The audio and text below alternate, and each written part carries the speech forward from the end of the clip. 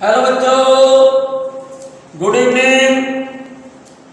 आज बच्चों इस वीडियो में हम लेकर के आए हैं हुक्स एक्सपेरिमेंट, ठीक है ना, और हुक्स लॉ। जरा मेरे साथ साथ बच्चों नोट करते जाइएगा, इस ग्राफ को और इस फिगर को नोट करिएगा।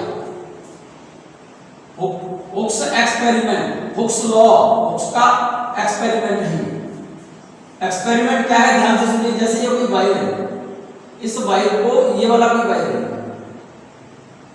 और इसको किसी रिजिड सपोर्ट से सस्पेंडेड किया है, ठीक है ना, और इस पर हमने कुछ वेट यहां पर हैंगर से लटकाए है। ये वाले वेट, ये वेट है, ठीक है ना, वेट सस्पेंडेड करा जाए।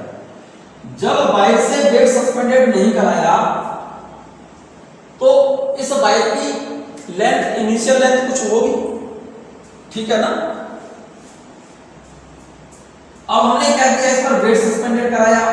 वेट सस्पेंडेड कराया तो जरा गौर से देखो, ये जो पॉइंटर है ना, यहां पर एक स्केल बना हुआ है। जैसे मान लो हमने इस पर कुछ वेट सस्पेंडेड करा दिया, ये फर्स्ट वाला, ये वाला मान जाओ, तो ये पॉइंटर यहां पर है। अब वेट और बढ़ा दें, हम कितना कर दें तो ये पॉइंटर नीचे शिफ्ट हो जाएगा, वायर की लंबाई बढ़ेगी। और वेट बढ़ा दें तो वायर की लंबाई और बढ़ेगी, और वेट बढ़ा दें तो वायर की लंबाई और बढ़ती जाएगी। तो इसका मतलब इस वायर की लंबाई में जो चेंज आएगा, इस वायर की लेंथ में जो चेंज आएगा, एलोंगेशन कहते हैं इसे, ठीक है ना। डिपेंड करेगा किस पर, सस्पेंडेड वेट पर, ठीक है ना। एलोंगेशन कहते हैं चेंज इन लेंथ को, और जैसे जैसे वेट इस पर बढ़ाते जाओगे तो इस वायर की लंबाई बढ़ती जाएगी। It means elongation of wire, elongation का मतलब change in length, elongation of wire is directly proportional to load applied. जैसे जैसे वेट बढ़ाते जाओगे, elongation means change in length इसकी बढ़ती जाएगी। और हम कह सकते हैं strain, strain is directly proportional to stress, ठीक है ना। Strain is directly proportional to stress. ये हुक्स लॉ है मेरे बच्चे। कर्व ड्रॉ करें अगर हम, एलोंगेशन और अप्लाइड फोर्स या फिर स्ट्रेन और स्ट्रेस, ये कर्व ड्रॉ किया है हमने। इस एक्सिस पर तो हमने लिया है क्या बेटा, स्ट्रेन, या फिर और हम इसको स्ट्रेन की जगह पर हम एलोंगेशन भी ले सकते हैं इस वाली एक्सिस पर। और इस एक्सिस पर हमने लिया है क्या मेरे बच्चे, स्ट्रेस। और स्ट्रेस नहीं लेना चाहते हो तो लोड मींस अप्लाइड फोर्स ले सकते हैं इस पर, वेट सस्पेंडेड। एफ की जगह पर हम क्या लिख सकते हैं, mg। वाई एक्सिस पर तो लिया है स्ट्रेस या फिर लोड अप्लाइड, और एक्स एक्सिस पर लिया है हमने स्ट्रेन या फिर चेंज इन लेंथ। और इन दोनों के बीच हम कर्व खींचे, तो जैसे जैसे इस पर लोड बढ़ाते जाओगे, फोर्स बढ़ाते जाओगे, लोड बढ़ाओगे, इस एक्सिस पर मैंने लिया है लोड और या स्ट्रेस, और इस एक्सिस पर लिया है मैंने स्ट्रेन या फिर change in length in this wire, ठीक है ना। ये हुक्स लॉ क्या कहता है, सुनिएगा जरा ध्यान से। Strain is a directly proportional stress. The curve will be straight line. Curve कैसा होगा, स्ट्रेट लाइन होगा O से A तक। जरा गौर से देखो, O से लेकर के A तक ग्राफ कैसा है, स्ट्रेट लाइन है। From O to A, stress is a directly proportional strain, or applied force is a directly proportional to elongation. So curve कैसा होगा, straight line. So in this region Hooke's law is obeyed here. O से A तक hooks law ओबे कर रहा है, क्योंकि curve कैसा है, डायरेक्टली प्रोपोर्शनल है। स्ट्रेन डायरेक्टली प्रोपोर्शनल, स्ट्रेस या ऐसे कहिए elongation directly proportional, load applied और प्रोपोर्शनल है, तो कर्व कैसा होना चाहिए, स्ट्रेट लाइन। ओ से लेकर ए तक हुक्स लॉ फॉलो कर रहा है ये वाला, ठीक है। ओ के बाद चलिए ओ से ए तक चलो, जरा गौर से देखो। ओ से ए तक कर्व मेरे ख्याल से ये जो ओ से ए तक तो कर्व स्ट्रेट लाइन है, अब ए से चलो बी तक, ए से बी तक जरा गौर से देखें तो कर्व स्ट्रेट लाइन नहीं है ग्राफ। ये जो ग्राफ है स्ट्रेट लाइन नहीं है, थोड़ा सा ग्राफ स्ट्रेट लाइन हो जाए, थोड़ा सा ऐसे क्या कर गया, कर्व शेप में हो गया। भाई ओ से लेकर के ए तक तो बिल्कुल स्ट्रेट लाइन है, और ए से बी तक ग्राफ जो है थोड़ा सा किसमें है, कर्व शेप में है। So in this graph B point is called elastic limit.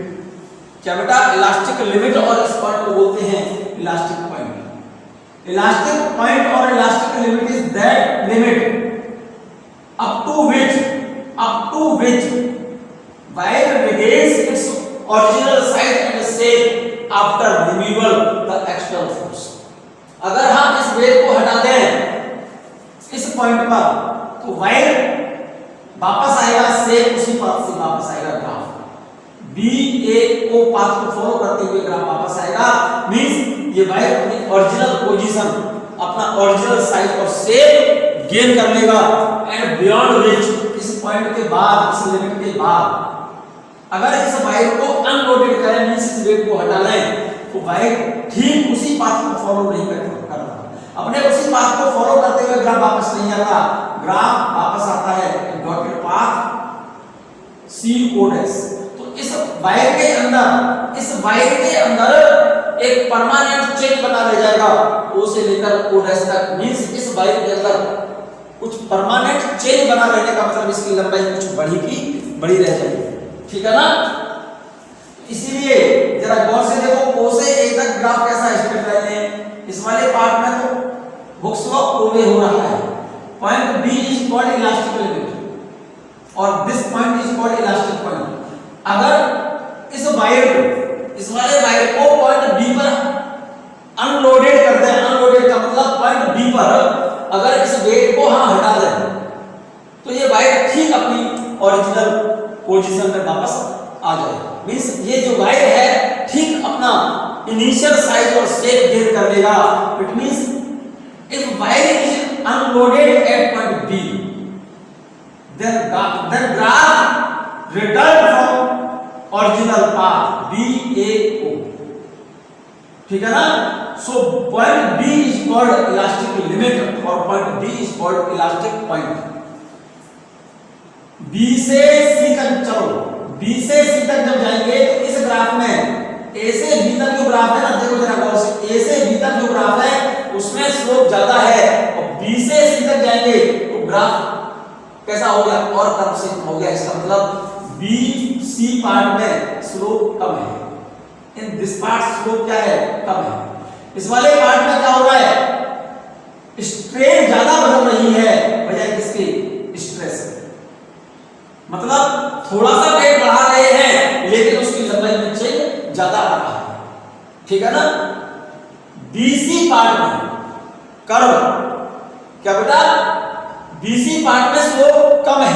Slope कम होने का सेंस ये है स्ट्रेन में जो चेंज आ रहा है वो ज्यादा है किसके कंपैरिजन में, स्ट्रेस के कंपैरिजन में। At point C, if at point C wire is unloaded, wire को अनलोड कर दें तो ये जो ग्राफ है अपने उसी पास से वापस नहीं होता, ग्राफ वापस होगा किस वाले पाथ से, इस डॉटेड पाथ से।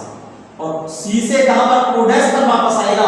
C से लौटकर O पर नहीं आएगा, C से लौटकर कहां पर आएगा, O डैश पर आएगा।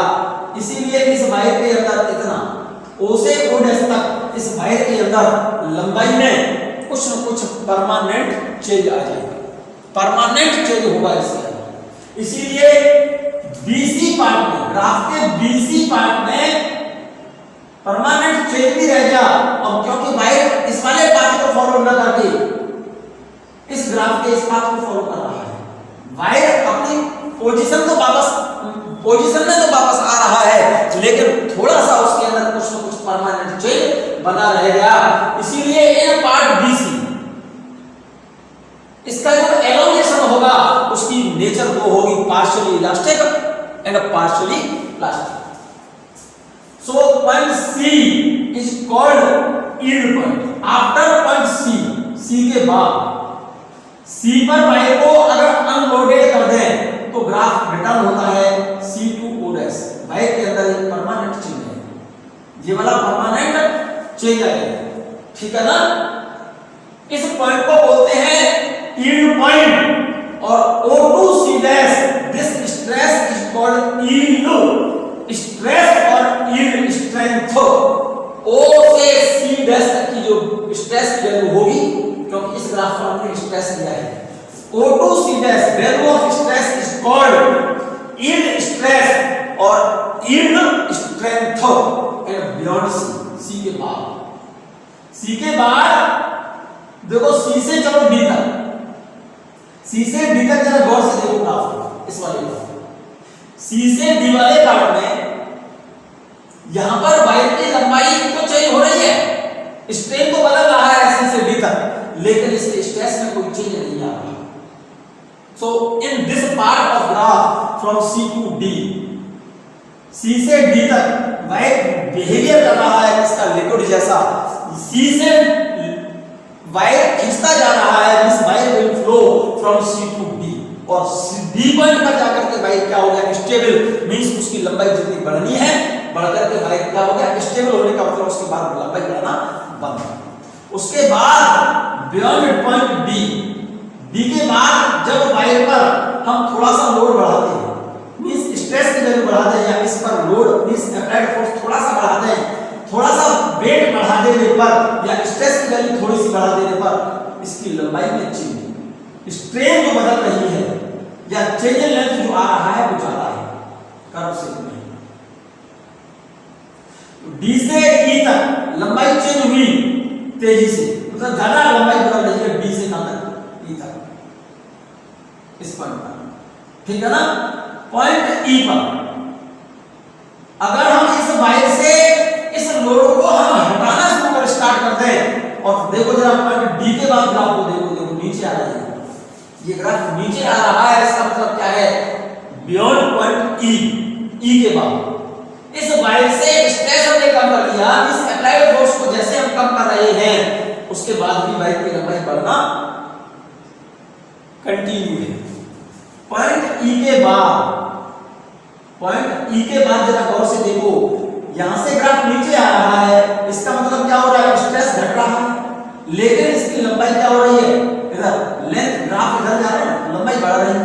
और एट पॉइंट F, क्योंकि E से F तक चलो, E के बाद वायर थिन होता चला गया, पतला होता चला गया, इस लंबाई उसकी बढ़ती गई, हम यहां से फोर्स हटाते जा रहे तब भी लंबाई उसकी क्या हो रही है, बढ़ रही है, वायर पतला होता जा रहा है। Finally wire will break at point F. So point F is called breaking point and corresponding point of E. Corresponding point of point E is called breaking stress or breaking strength. So O to E dash, value of stress from O to E dash is called breaking stress और breaking strength.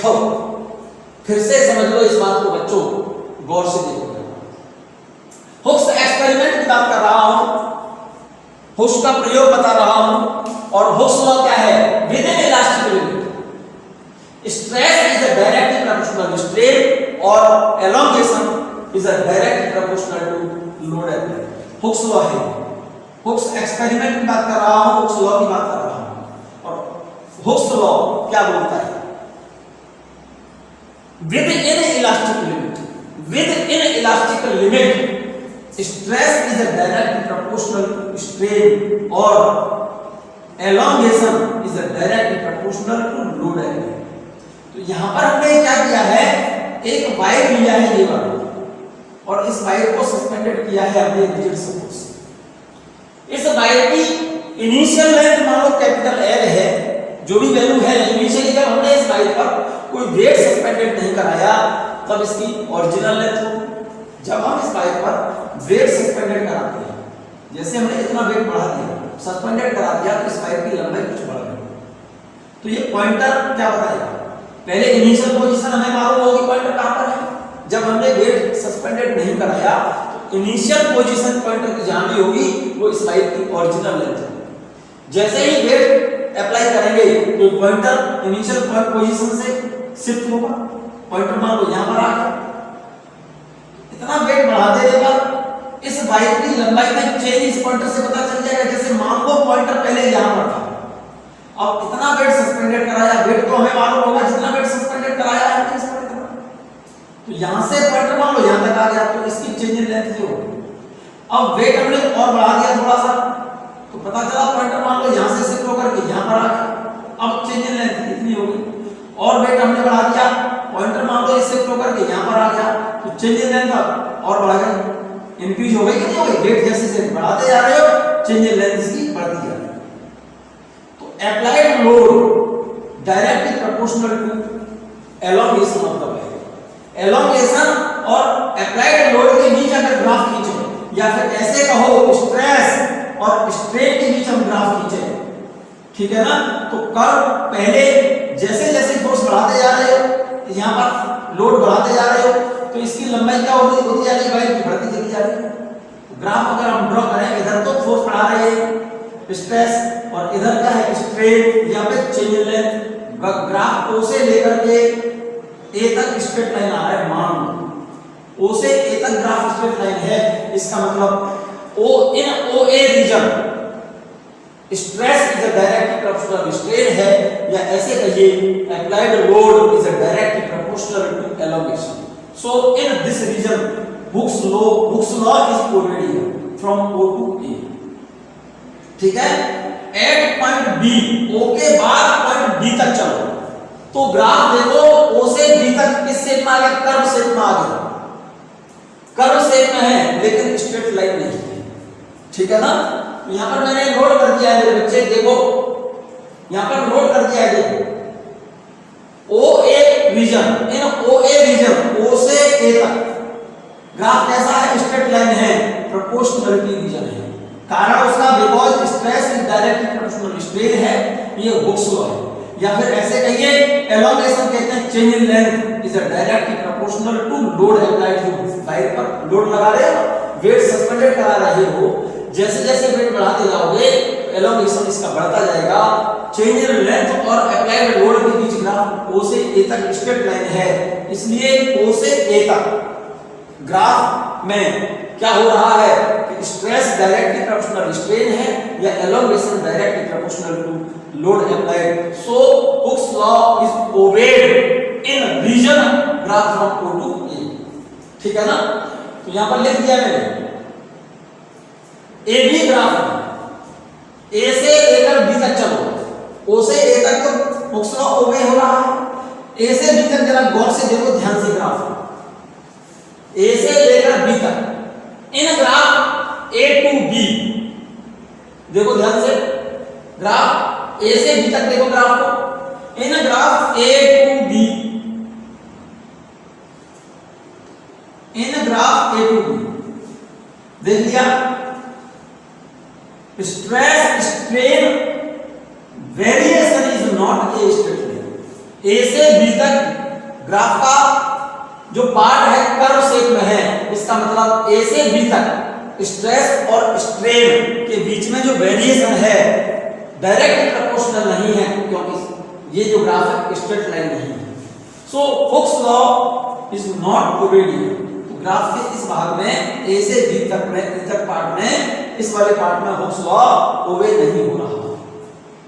If the wire is unloaded at point B, unloaded का मतलब इस point B पर अगर हम इस wire को unloaded कर दें, अनलोडेड का मतलब है इस वायर से ये वेट लगाया था ना, इसको अगर हम हटा दें, तो ये जो पॉइंटर है ये जैसे मान लो इनिशियली पहले यहां पर था, और इसको पॉइंट बी पर इस वाले वायर को अनलोडेड कर दें, मींस अनलोडेड करने का मतलब इस पर से ये वेट हटा दें, तो ये पॉइंटर अपनी ओरिजिनल पोजीशन को गेन कर लेगा, अपने उसी इनिशियल पॉइंट पर आएगा जहां पर पहले वो था, ठीक है ना।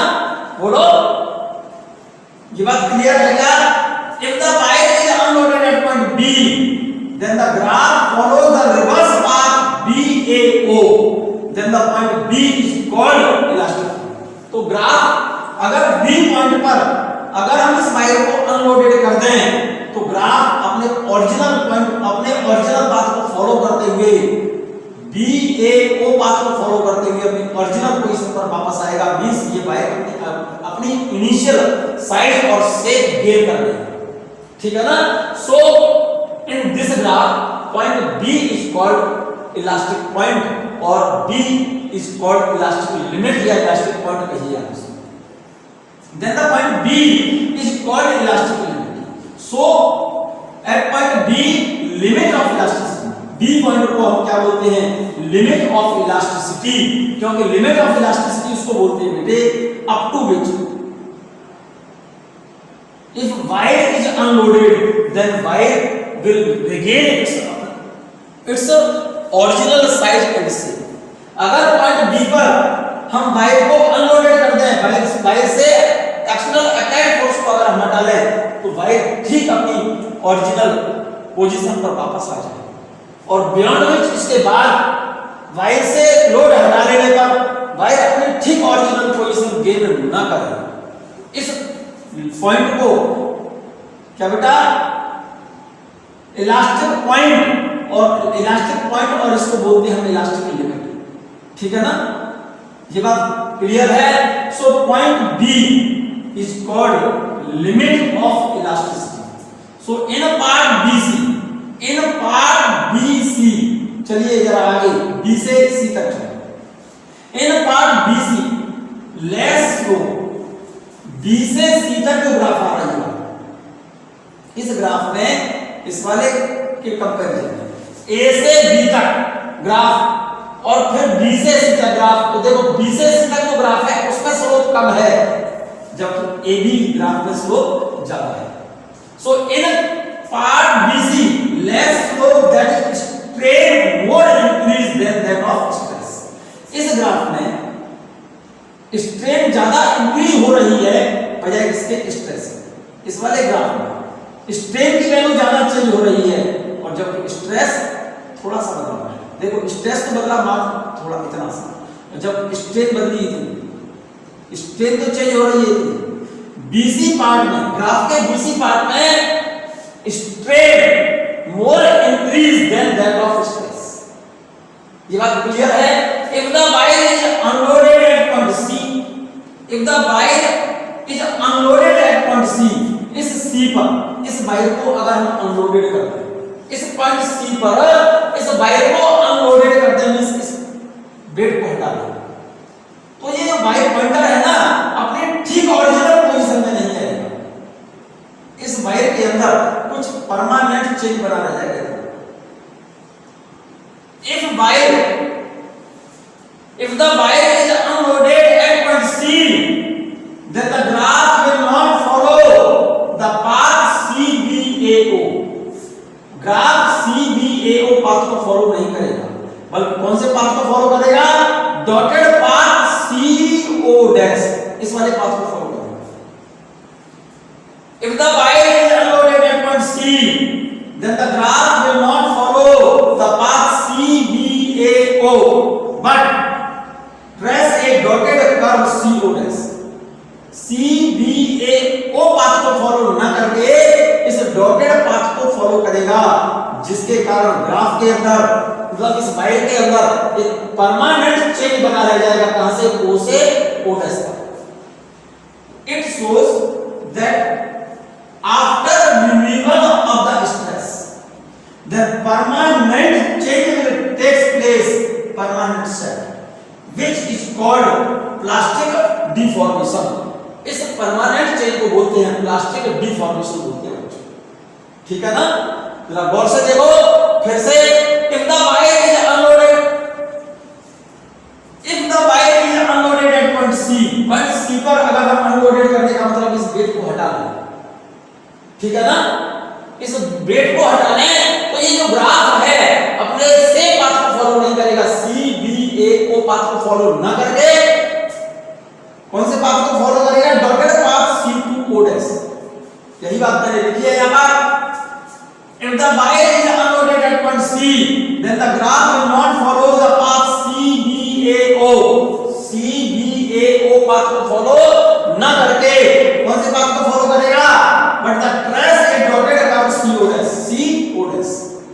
It shows that after removal of the permanent change will take place, means permanent, इसके अंदर एक चेंज आ जाएगा, which is called plastic deformation. इस चेंज को बोलते हैं हम प्लास्टिक डिफॉर्मेशन. प्लास्टिक डिफॉर्मेशन का मतलब है अगर हम पॉइंट सी पर इस वायर को हम अनलोडेड कर दें, यहां से इस वेट को हटा दें, तो वायर इस स्ट्रेस और स्ट्रेन के बीच में जो ग्राफ है ये अपने पाथ को फॉलो नहीं करता. CBAO पाथ को फॉलो ना करके वो फॉलो करता है dotted path C to O dash, C से O dash. It shows that after removal of the stress, then permanent change will take place, permanent setup, which is called plastic deformation. इसको बोलते हैं plastic deformation. जैसे ही हम इसको unloaded करेंगे तो ये जो पॉइंटर मान लो पहले यहां था और जैसे ही अनलोडेड किया तो पॉइंटर यहां पर जाकर रुक गया, तो इसके अंदर एक परमानेंट चेंज बना रह जाएगा. क्या बना रह जाएगा? वायर की लंबाई कुछ खिंची रह जाएगी. इट मींस इसके अंदर एक परमानेंट चेंज आ जाएगा. In this region Hooke's law is failed.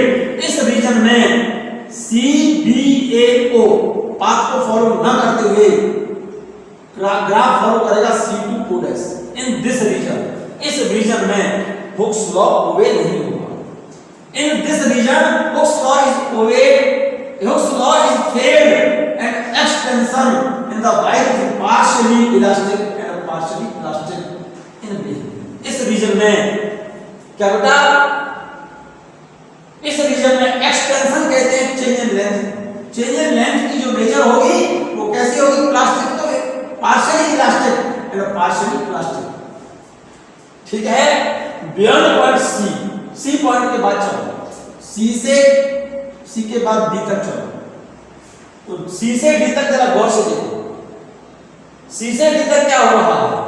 Wire का लंबाई तो चेंज हो रही है from point C to D. Strain तो इंक्रीज हो रहा है without increase in stress. So beyond point सी, जरा गौर से देखिएगा. Beyond point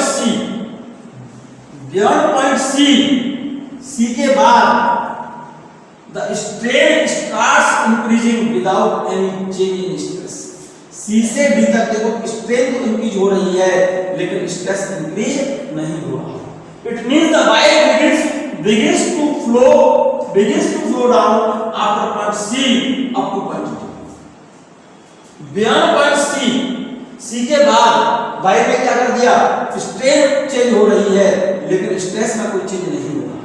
It means in this part of graph from C to D wire ने क्या करना शुरू कर दिया? यहां पर लिख दिया मैंने. It means the wire begins to flow down after point C up to point D. So the point C at which wire begins to flow down is called yield point. इसीलिए इस पॉइंट को बोलते हैं हम yield point. And stress corresponding to yield point is called yield strength of the wire. Yield strength of the wire. C के corresponding जो stress की value होती है O से लेकर के C डैश तक, उस स्ट्रेस को बोलते हैं हम yield strength या फिर yield stress. Clear? So O to C dash value of stress is called yield strength. देखो O से लेकर C डैश तक स्ट्रेस की जो वैल्यू होगी उसे बोलते हैं yield stress of wire. ठीक है. एंड बियॉन्ड पॉइंट D के बाद चलो, D के बाद E तक देखो जरा गौर से. Beyond point D the graph is a curve है. ग्राफ कौन सी ले? ग्राफ कैसा है बेटे? Beyond point D. ग्राफ को देखो ध्यान से. Beyond point D the graph is a curve है. D के बाद ग्राफ कैसा है? कर्व है. इस तरह से ग्राफ ऐसे बनाइए बच्चों से. बना लिया. बियॉन्ड पॉइंट डी के बाद ग्राफ कैसा है, कर्व लाइन है। कर्व लाइन का मतलब है इसमें स्ट्रेस का मान तो बदल रहा है डी से लेकर ई तक, लेकिन स्ट्रेस के कंपैरिजन में स्ट्रेन के मान में चेंज ज्यादा आ रहा है डी से लेकर कहां तक, ई तक। सो beyond point D the graph is a curve line if the wire is unloaded at point E, wire इस वायर पॉइंट E के बाद अगर वायर से हम ये वेट हम हटाते चले, यहां से वेट रिव्यू करें, वेट हटा रहे हैं पॉइंट E पर, लेकिन वायर की लंबाई क्या हो रही है, बढ़ रही है, इंक्रीज हो रही है। वेट और हटाया, लंबाई फिर भी और बढ़ रही है, और हटाया, वायर ने क्या करना शुरू कर दिया, लंबाई बढ़ रही है वायर की, इसका मतलब वायर पतला होता है।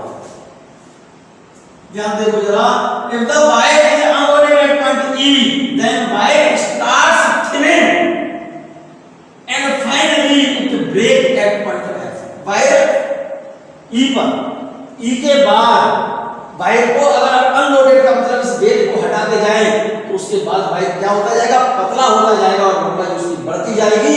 Finally wire will break at point F. The stress corresponding to point E is called breaking stress.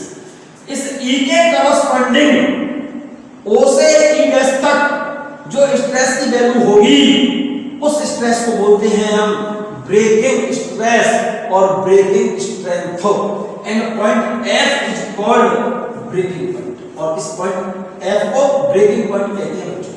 तो जरा ग्राफ को गौर से देखिएगा। इन पार्ट OA पार्ट में क्या है, ग्राफ स्ट्रेट लाइन है, प्रोपोर्शनल डिवीजन है, तो हुक्स लॉ OA होगा।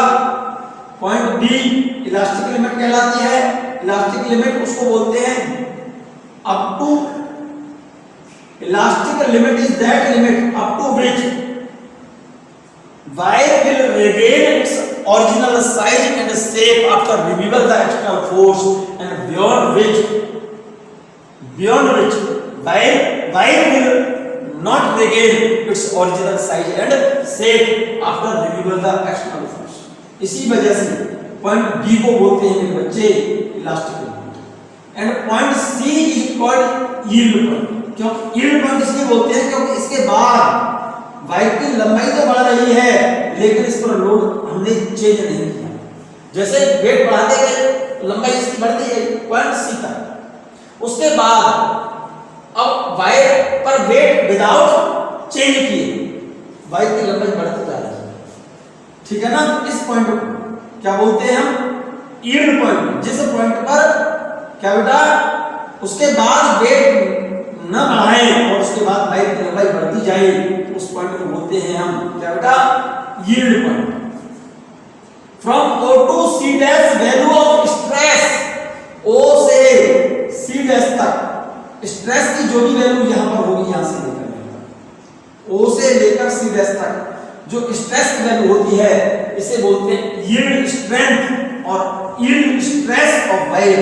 From O to E dash, O से पॉइंट O से E डैश तक, O से लेकर E डैश तक स्ट्रेस की जो भी वैल्यू होगी उसे बोलते हैं ब्रेकिंग स्ट्रेस, और O dash this is the permanent change, and point F is called breaking.